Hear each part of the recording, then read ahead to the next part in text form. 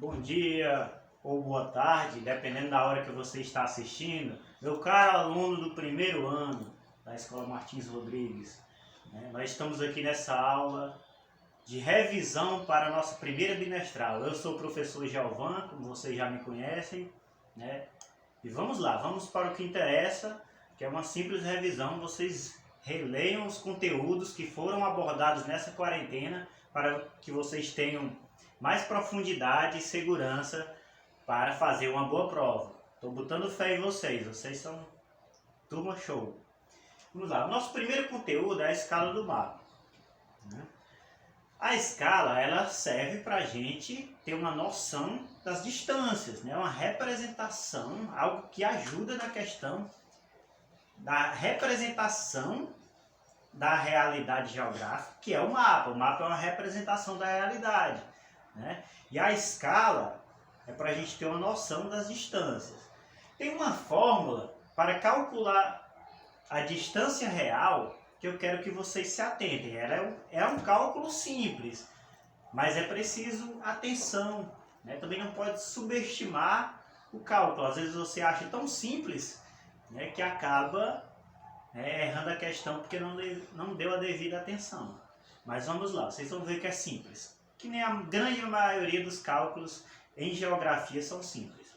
Vamos lá. A fórmula é o seguinte: D grande, também chamado de Dzão, é igual a E grande, também chamado de Ezão, vezes D pequeno, Dzinho. Mas como assim, professor? É o seguinte, o D é a distância na realidade, que é o que nós queremos calcular, e vocês vão encontrar na prova de vocês essa pergunta, pedindo para vocês o quê? Calcularem a distância real, de um ponto a outro, a distância entre dois pontos. D grande significa distância real, o E grande significa a escala, e o D pequeno significa a distância no mapa. Às vezes a gente pega o mapa e vê uma distância dessa, por exemplo, daqui para cá, de 1 centímetro. Mas como o mapa é uma representação, aquilo ali corresponde à representação da distância real, que nós temos que calcular agora. Uma escala é, por exemplo, essa daqui. Uma escala numérica, ela sempre vai começar com o número 1, antes desses dois pontos. Sempre. Essa regra não tem exceção. 1 significa que para cada centímetro no mapa corresponde a esse número que vem aqui, esse total de centímetro. Por exemplo, essa escala aqui, 1 por 200 mil, significa que para cada 1 centímetro no mapa, isso corresponde ao que na realidade? A 200 mil centímetros na realidade. E para a gente converter esses 200 mil centímetros na realidade, nós temos que fazer o seguinte: cortar 5 zeros. Corta esse, esse. São 5 zeros. Ficou só o 2. Esses 200 mil centímetros correspondem ao quê? 2 quilômetros. Convertemos, portanto, centímetros a quilômetros. Vamos calcular agora o seguinte. Vamos ver a distância real entre dois pontos, segundo esse exemplo aqui. A distância em linha reta entre dois pontos é 20 centímetros. Você sabendo que a escala é essa, 1 por 200 mil, vamos calcular. É essa fórmula aqui, D, vamos primeiro pegar aqui, a escala. Qual é a escala? 200 mil. Então a gente escreve 200 mil aqui, vezes o quê? A distância no mapa. Qual é a distância do mapa? 20 centímetros. Então, vezes 20.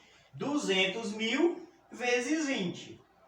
Aqueles cálculos que vocês já aprenderam na matemática, como faz, Primeiro, multiplica por esse zero, depois, embaixo, tendo a distância de uma casa, multiplica por 2, faz essa soma aqui, deu esse total aqui. Deu o quê?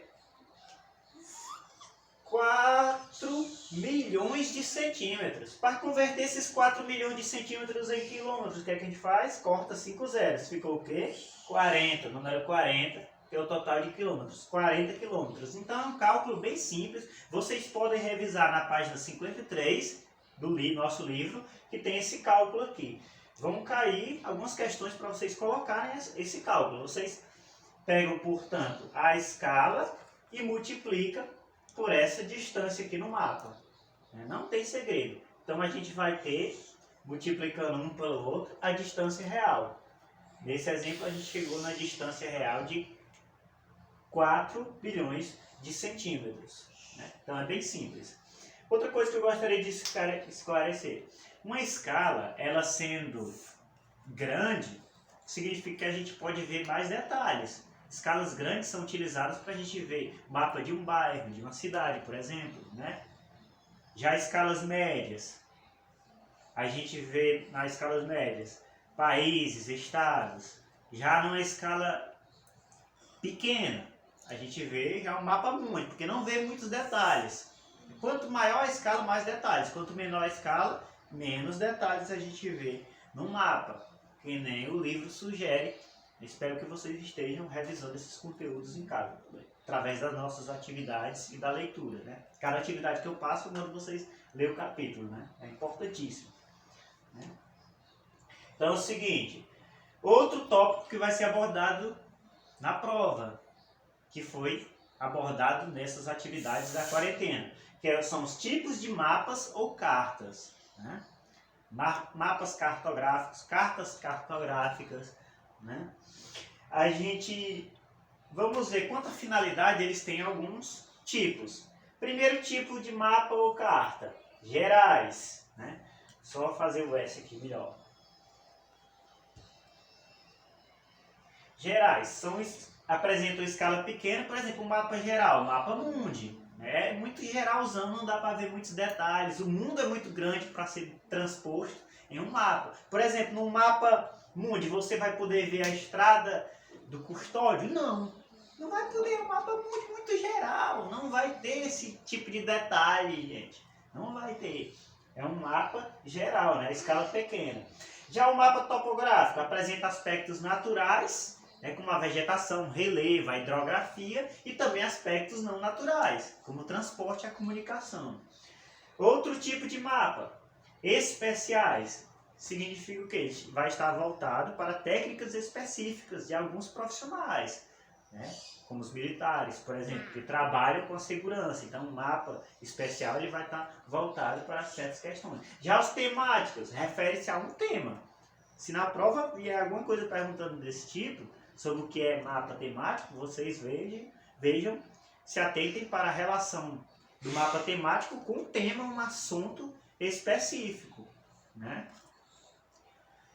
E aí, outro assunto muito importante para a geografia é a teoria das placas tectônicas. Gente, as placas tectônicas não são nada mais do que grandes blocos, como se você grandes blocos de terra, como se você dividisse a Terra em grandes blocos, E aí você pega esses blocos, junta, forma esse quebra-cabeça que é o planeta Terra. Existem placas grandes e placas pequenas, Placas grandes como a sul-americana e pequenas como a de Nazca. Tem placas oceânicas no fundo dos oceanos, que tem os seus limites no fundo dos oceanos, e placas continentais que têm os seus limites no continente. Isso está ligado também à ocorrência de vulcões, de terremotos. Quanto mais na borda de uma placa tectônica for uma região, um país, mais sujeita a abalos sísmicos, a tragédias relacionadas a erupções vulcânicas, nós vamos ver nesse local. Como no Brasil fica no centro de uma placa tectônica, o Brasil, nós temos uma relativa estabilidade geológica, não precisamos nos preocupar com terremotos. Raramente isso vai acontecer. As placas tectônicas, elas têm alguns limites, limites convergentes e divergentes. Os limites convergentes significam o encontro de placas, Tem encontro de uma placa oceânica com outra placa oceânica, encontro de uma placa oceânica com uma continental, ou até mesmo encontro de duas placas continentais. Aí o que acontece com cada um desses exemplos? Placa oceânica com placa continental. Se na prova pedir isso, vocês vão responder o quê? Fossas abissais, que são depressões encontradas no fundo dos oceanos. No fundo dos oceanos, a gente vê, né, fossas abissais, que são construídas a partir do encontro, normalmente o encontro de uma placa oceânica com uma continental forma fossas abissais. Já o encontro de duas placas oceânicas vai gerar arcos vulcânicos. Né? Já o encontro de duas placas continentais, né? Aí já vai ser outra coisa. Né? Nós vamos ver outra formação. O tipo de subducção de uma placa mergulhar por debaixo da outra, que nem no livro aponta, nesse tipo de encontro não vai acontecer, né? No lugar disso, elas se sobrepõem, né? Elas vão se sobrepor. Né? Então, outro tipo de limite é o divergente. Vai ocorrer o quê? Uma separação. É por isso que a teoria das placas tectônicas, ela explica muito da teoria da deriva dos continentes, que vocês viram nesse capítulo aí, capítulo 6. Os continentes eram todos juntos e, de repente, com o movimento das placas tectônicas, eles se separaram. Né? E o limite divergente explica muito isso. Porque nos limites entre uma placa e outra, em alguns movimentos de erupções vulcânicas, aconteceu o quê? Elas se separaram, as placas foram se separando ao longo do tempo. Né? E aí um novo assoalho oceânico foi construído, ou seja, uma nova parte oceânica. Então o fundo do mar foi se expandindo, né? E os continentes se separando através desses limites divergentes. Então relacionem sempre limites divergentes com o quê? Com separação. Uma placa vai numa direção, né? E outra placa vai em outra direção. Então elas se separam. E aqui, claro, um assoalho oceânico vai ser construído. Outro tipo de limite, transformantes. Nesse caso aqui, não há uma separação e nem um encontro. O que é que acontece em limites transformantes? Uma placa desliza sobre a outra, é o deslizamento horizontal. Né? Agora vamos para outro conteúdo muito interessante também, que vai estar na sua prova. Tipo de rochas e a estrutura geológica. Né? Existem 3 tipos de rochas. Rochas magmáticas, são as rochas primárias, né? Que são o primeiro tipo de rocha. Né? Já que as rochas passam por transformações, o primeiro tipo de rocha é uma rocha magmática. Né? Através do resfriamento do magma, elas são formadas. Né? Aí, outro tipo de rocha são as rochas sedimentares, que são formadas a partir do acúmulo de sedimentos. Também são chamadas de rochas secundárias. A areia ou arenito são tipos de rochas sedimentares. Né? Já a obsidiana são tipos de rochas magmáticas, o primeiro tipo que eu já falei. O terceiro tipo está ligado ao quê? A metamorfose, a palavra metamórficas, rochas metamórficas, que estão ligadas às transformações, coisas que facilitam as transformações, os abalos sísmicos, as erupções vulcânicas, né? Tudo isso facilita a transformação da rocha. A erosão, né, que está ligada ao transporte, né, de uma rocha para outro local, através de reações químicas ou ações de seres vivos, por exemplo. Tudo isso favorece a transformação.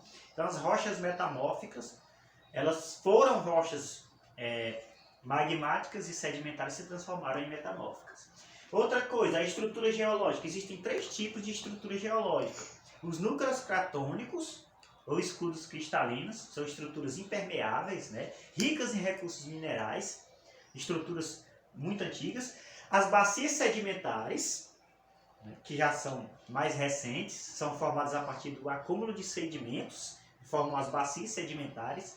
Sedimentos, né, fragmentos de rocha que se acumulam, né, em um local, por exemplo, uma depressão, que é um local mais rebaixado do relevo, né, formam-se essas bacias sedimentares. O outro tipo de estrutura geológica são as faixas orogênicas, significa que cadeias de montanhas. Faixas orogênicas são cadeias de montanhas, né, e podem ser antigas, que são mais rebaixadas, mais desgastadas e por isso mais baixas, ou modernas, que são as mais altas, as cadeias mais altas que a gente encontra. E para finalizar, o tipo de relevo continental. Temos planícies, Planaltos, depressões e montanhas. Montanhas, vocês sabem, que são formadas a partir das erupções vulcânicas, terremotos, abalos sísmicos. São bem altos, como vocês conhecem. Os planaltos são altos também, né, mas tem mais a ver com a erosão. O planalto é formado a partir da erosão. Segundo Jurandir Rosa, ele tem normalmente acima de 300 metros de altitude. Então, o planalto é como se fosse normalmente um plano alto, mas formado sempre a partir do processo de erosão. Já a planície é formada predominantemente pelo processo de sedimentação. Planície é mais plana, mais rebaixada, com no máximo 100 metros, segundo a 100 metros de altitude, segundo a definição de Jurandir Rosa. E as depressões? Gente, as depressões são partes mais rebaixadas de um relevo, de um planalto, por exemplo, né? Existem depressões absolutas e depressões relativas. Depressões absolutas são aquelas que ficam abaixo do nível do mar, né? Uma parte mais rebaixada do planalto que fica abaixo do nível do mar. E depressões relativas, aquelas que são partes mais rebaixadas, mas que ainda ficam acima do nível do mar. Então, bons estudos para vocês, revisem esses conteúdos e obrigado pela atenção.